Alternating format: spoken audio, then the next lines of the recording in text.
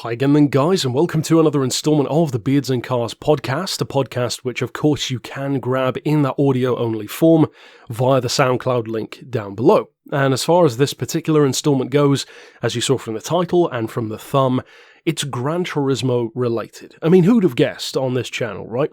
But as far as the topic specifically goes within Gran Turismo, it is your top 5 ranking of favourite Gran Turismo games. It doesn't necessarily need to be the games which you think are the best, because I will freely admit, if that was what I was talking about, this list actually would be different. There are certain Gran Turismo games which I believe are objectively better, which I don't like as much. So when writing your, for instance, top 5, or you could go full on, top 10, all of the Gran Turismo titles if you want to, I think there probably are enough to do a top 10. You've got, of course, the PSP, you've got the prologues, the demos, the betas, the concepts, so you could go all in and do that. For me personally, the reason why I chose to stick to 5 is because I didn't factor in those prologues and demos, etc., because they've never been amongst my favourites.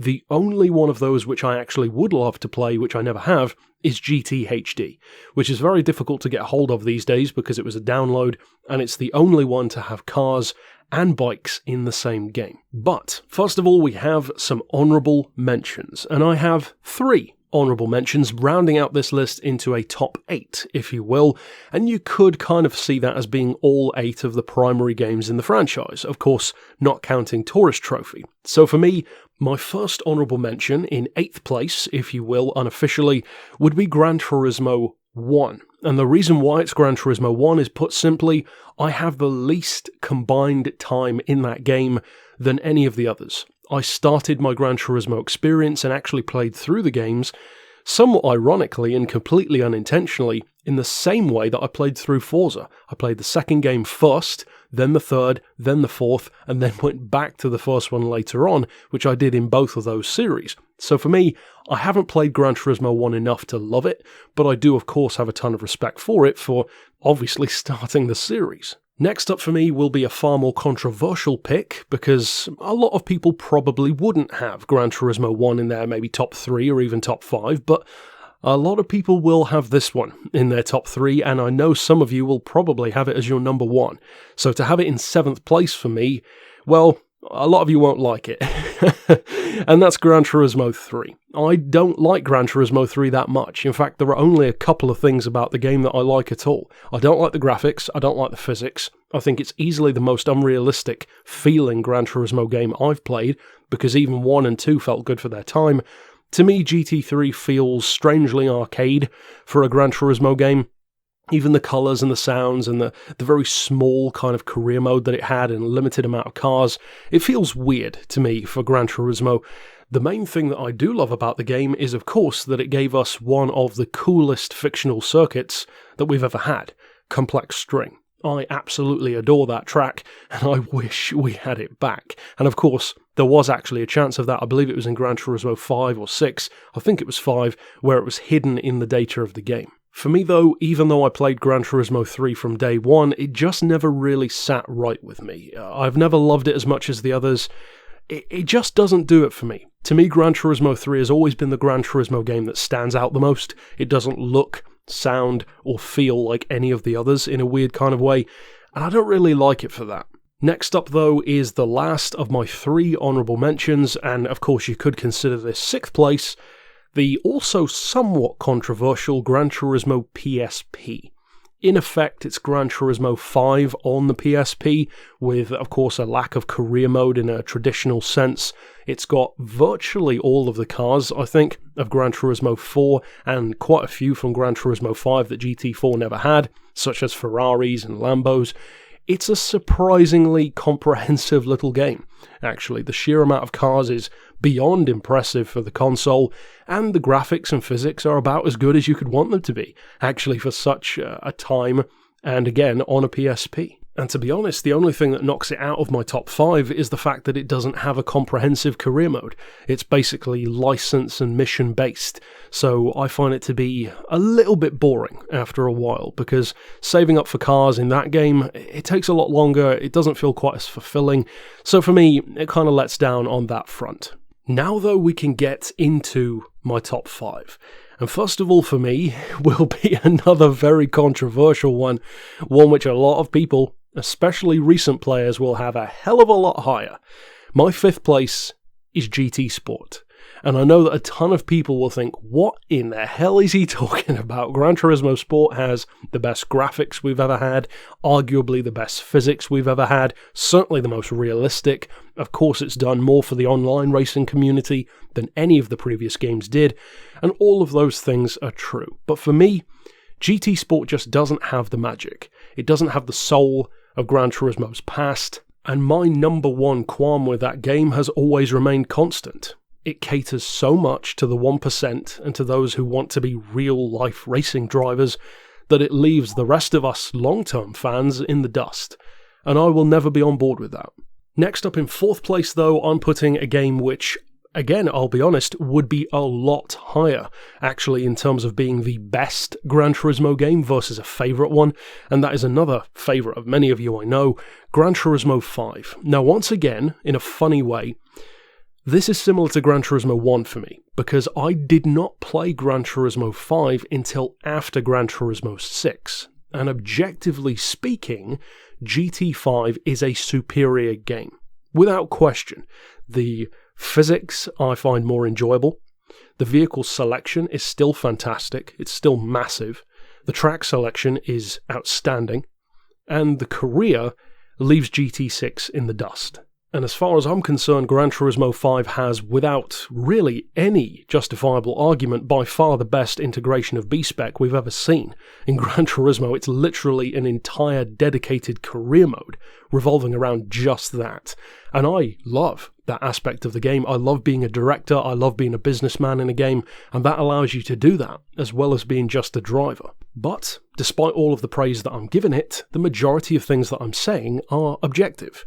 I do love those things, but I don't love the game itself quite as much as some of the others, for very personal reasons. But as I said, it's a personal list, that's the whole point, and we will probably revisit these in terms of the best ones, rather than the favourite ones at some point in the future. Next up for me though, we now move into the top 3. My number 3 is a game which a ton of people would not have in their top 3, some might not even have it in their top 5, and some people might not even put it on their list at all. It's that controversial, but it's a game which has aged remarkably well, and the game itself is living proof that many of us wish Gran Turismo was how it used to be, because a ton of people still play this game, even though the servers were shut down way too early, and of course, it led to the birth of this channel. I am of course referring to Gran Turismo 6. And although even I will admit that there is no argument whatsoever to be made that Gran Turismo 6 is better than 5, because it categorically isn't, I still have more of a personal connection to it.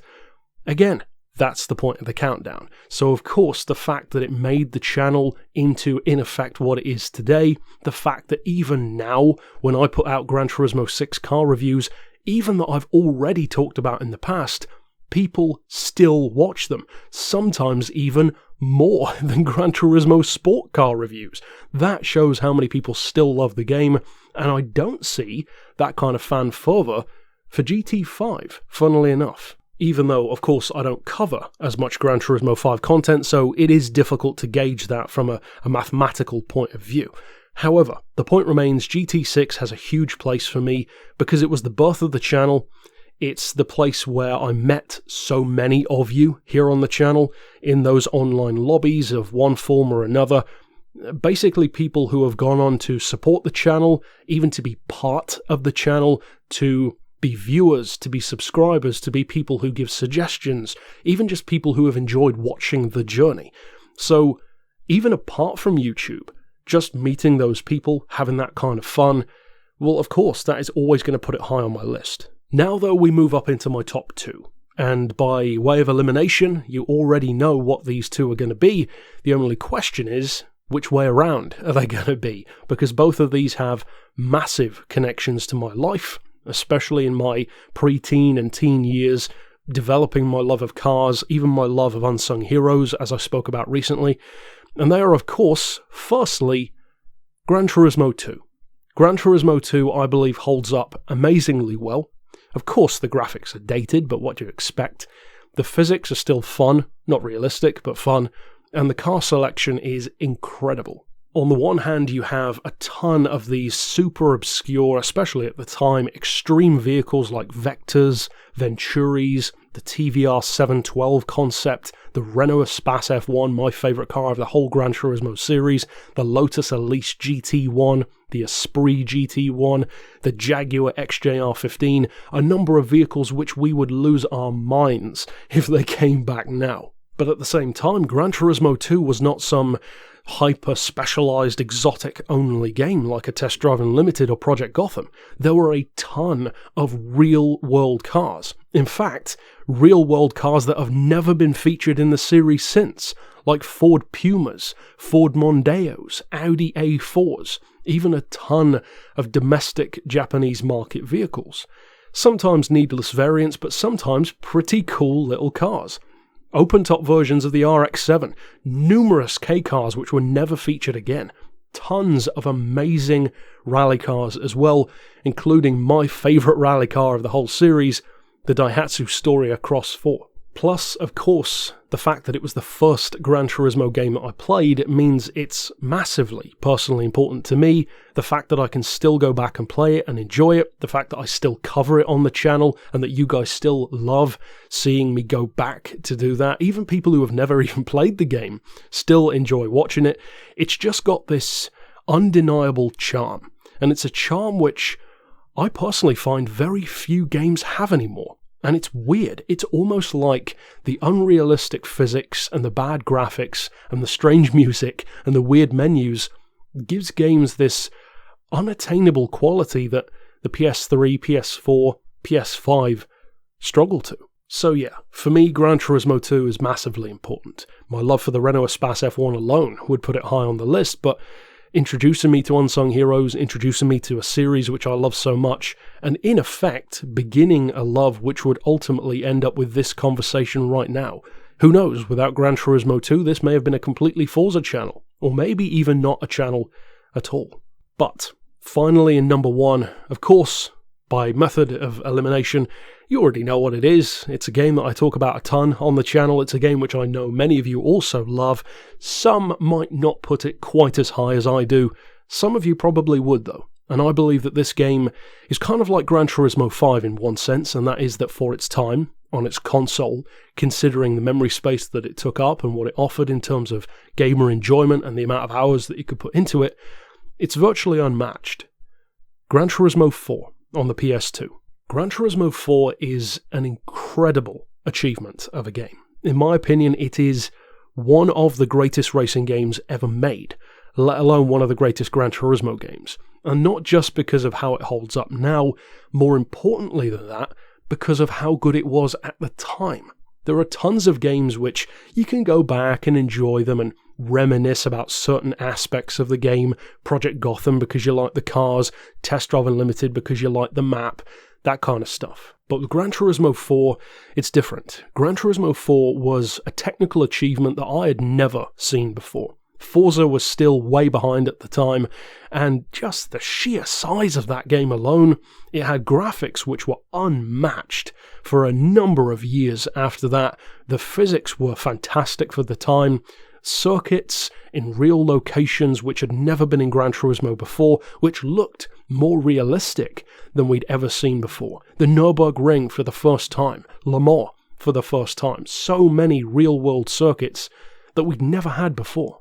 And of course, just like Gran Turismo 2, and one of the reasons why I don't like Gran Turismo 3 as much, Gran Turismo 4 returned to the art of unsung heroes. So many cars that I had, at least at the time, never heard of as a kid. Chaparrals, Nike cars, Range Stormers, Buick Specials, FPV Typhoons.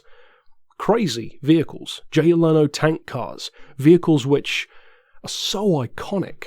Some of which were never featured again, like the Ford Model T and the Patent Motor Wagons. Incredible vehicles with such historical significance. To me, the reason why Gran Turismo 4 has always been, and probably always will be, my favourite Gran Turismo game, is ironically more than just personal. The reason why it's a perfect storm to be my number one pick as far as I'm concerned is actually because of something that I said earlier. I mentioned earlier on in the video that if I were to make a best Gran Turismo game list, it would be very different. And that's true. But the reasons why it would be very different actually benefit this game as well. Because the reason why GT4 is my number one is not just because I love it. It's because I love it, and objectively speaking, it's amazing. It's almost like if you took Gran Turismo 5 and Gran Turismo 2 and put them together. That is essentially what Gran Turismo 4 is. It has the massive career mode, the huge menu, the incredible graphics, the sheer volume of cars, which at that point had been unseen in a racing game, the physics, the realism, which again for the time was excellent, the sheer amount of time that you can spend on the game and keep enjoying it with endurance races, tournaments, series, classic events, rally events, missions, licenses, but crucially, at the same time, it focuses in and captures what Gran Turismo 3 completely missed and dropped the ball on, and that is these obscure, oddball, weird little vehicle choices that Gran Turismo 2 had, as well as that kind of fun, happy, euphoric atmosphere of, yes, we want this to be realistic, but we also want to have fun. Gran Turismo 2 and Gran Turismo 5 combine those two things, and to me, when you put those two together, you get Gran Turismo 4. And when you factor in that it came out in, 2004, 2005, something like that, on a PlayStation 2, which has nothing like the power of today's consoles, and save your entire career on an 8 megabyte memory card, along with about 15 other games. That's insane. Now, of course, the game is not 8 megabytes in size because it's stored on the disc, but still, even if you compare that to today, it's not even close. The sheer volume of the game still surpasses Gran Turismo Sport. Gran Turismo Sport, with all of its updates, is still smaller than Gran Turismo 4 was 15 years ago. That, to me, is remarkable. And that, combined with the personal reasons, is why Gran Turismo 4 will always be my number one. But overall, that's it for my top 5 list, with those 3 honourable mentions. And of course, if I were to factor in something like Tourist Trophy, which is also made by Polyphony, then that would be pretty high on the list as well. But of course, doesn't really count because it's not a Gran Turismo game. It is the Gran Turismo of bikes though. But overall, tell me yours down below. You could do a top 5, you could just do a favourite, you could do a top 3, maybe even go full on top 10 with prologues, as I said.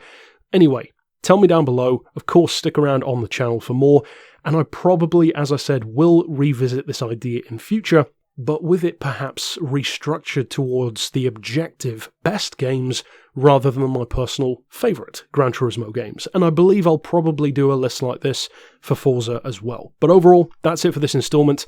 Of course, I'll see you guys next time, and if you are new to the channel, as I said in that card at the start of the video, please hit that notification bell, because YouTube is only showing about 10% of the people on the channel my actual videos. So slap the bell down below, and I'll see you next time. But for now, as always, thanks for watching.